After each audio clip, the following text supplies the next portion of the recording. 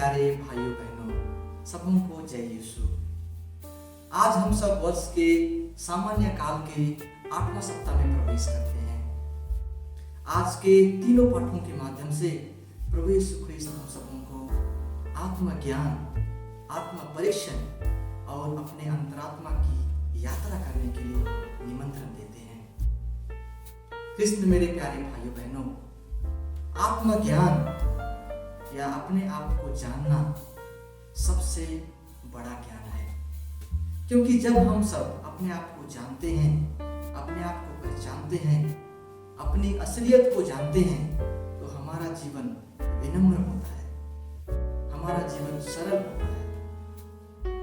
यूनान देश के एक महान दर्शन शास्त्री कहते हैं, नो थायसेल्फ।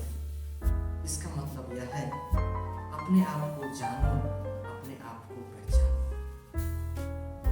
आज के सुसमाचार में प्रभु यीशु ख्रीस्त हम सब उनसे कहते हैं, अपने भाई के आंखों से छोटी सी तिनके को निकालने के बजाय अपनी आंखों में जो बड़ा धरण पड़ा हुआ है, जो लट्ठा पड़ा हुआ है, उसको पहले निकालो, ताकि तुम साफ तौर से अपने भाई के आंखों में जो छोटी तिनका है, उसको तुम देख पाओ। इसका मतलब यही हुआ कृष्ण प्यारे भाइयों बहनों, कि हम सबों को दूसरों की गलतियों को देखने के बजाय, दूसरों की कमियों को देखने के बजाय, दूसरों की त्रुटियों को देखने के बजाय अपने गलतियों को, अपने कमियों को, अपने त्रुटियों को स्वीकारना है। एक बार जब हम लोग हॉस्टल बच्चों के साथ बागान में काम कर रहे थे, तो एक बच्चा मेरे को दौड़ा आता है और कहता है, फादर जी देखिए, रमेश शुरू से खड़ा है, वह काम नहीं कर रहा है। तो मैंने मुस्कुरा करके बच्चे को पास बुला करके कहा, ठीक है, तुम्हें कैसे मालूम हुआ कि रमेश काम नहीं कर रहा है? तो वह बच्चा मेरे को देखते हुए कहता है कि फादर जी, मैंने शुरू से उसको देखा है कि वह यूं ही खड़ा है।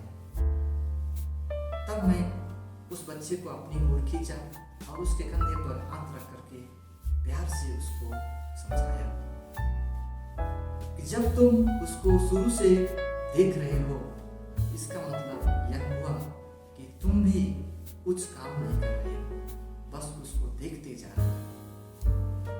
और वह बच्चा मुस्कुराता हुआ वहां से चला जाता है।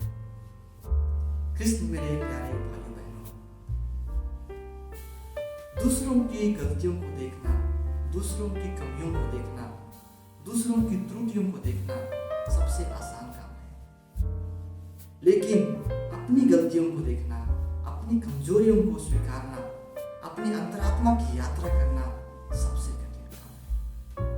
और आज प्रभु यीशु ख्रीस्त हम सबों को इसी यात्रा के लिए आमंत्रित करते हैं, निमंत्रित करते हैं कि हम दूसरों की गलतियों को देखने के बजाय अपने आप को समझने की कोशिश करें, और दूसरों की गलतियों को देखने के बजाय एक नमूना बन करके हम दूसरों के सामने पेश आए। आज मनुष्य दुनिया के एक छोर से दूसरी छोर यात्रा कर चुका है, इस धरती से दूसरे ग्रह तक यात्रा कर चुका है, समुद्र की गहराइयों तक जा चुका है। लेकिन कृष्ण मेरे प्यारे माता पिता भाई बहनों, आज भी मनुष्य अपने अंतरात्मा की यात्रा करने से घबराता है, अपने आप को जानने से घबराता है, अपने जीवन में यात्रा करने से घबराता है। ऐसा क्यों है कृष्ण मेरे प्यारे भाई बहनों? क्योंकि जब हम सब अपने अंतरात्मा की यात्रा करते हैं, अपने जीवन को समझने की कोशिश करते हैं, तब हमें अपनी असलियत का पता चलता है, अपने कमजोरियों को हम लोग जान पाते हैं, अपने दुर्बलताओं को हम लोग देख पाते हैं। इसीलिए आज भी मनुष्य, मानव अपने अंतरात्मा में यात्रा करने से, लेकिन आज प्रभु यीशु ख्रीस्त हम सबों को यही संदेश देते हैं कि अपनी आत्मा की यात्रा करो, अपने अंतरात्मा की यात्रा करो और अपने आप को समझो, ताकि तुम दूसरों की छोटी छोटी गलतियों को देख करके उस पर दोष न लगाओ।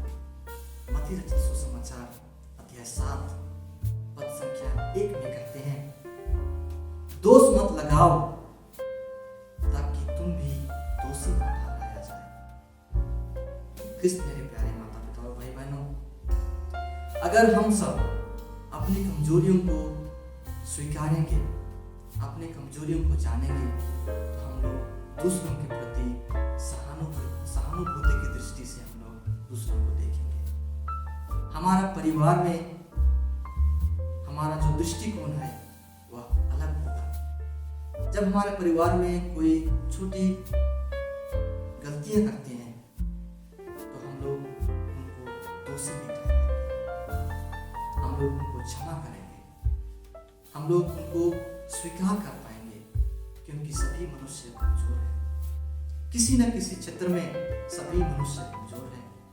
इस दृष्टिकोण से हम लोग एक दूसरे को देख पाएंगे, एक दूसरे को समझ पाएंगे और एक दूसरे को सहायता कर पाएंगे। इसलिए आज प्रभु यीशु ख्रीस्त हम सबों से कहते हैं कि दूसरों की गलतियों को देखने के बजाय, दूसरों की कमियों को देखने के बजाय और उनको दोषी ठहराने के बजाय एक अच्छा नमूना बनकर के जीवन व्यतीत करो। अपने आप को एक आदर्श मॉडल की तरह दूसरों के लिए प्रस्तुत करो, ताकि दूसरे हमारे जीवन को देख करके उससे प्रेरित हो सके और एक अच्छा जीवन जीने के लिए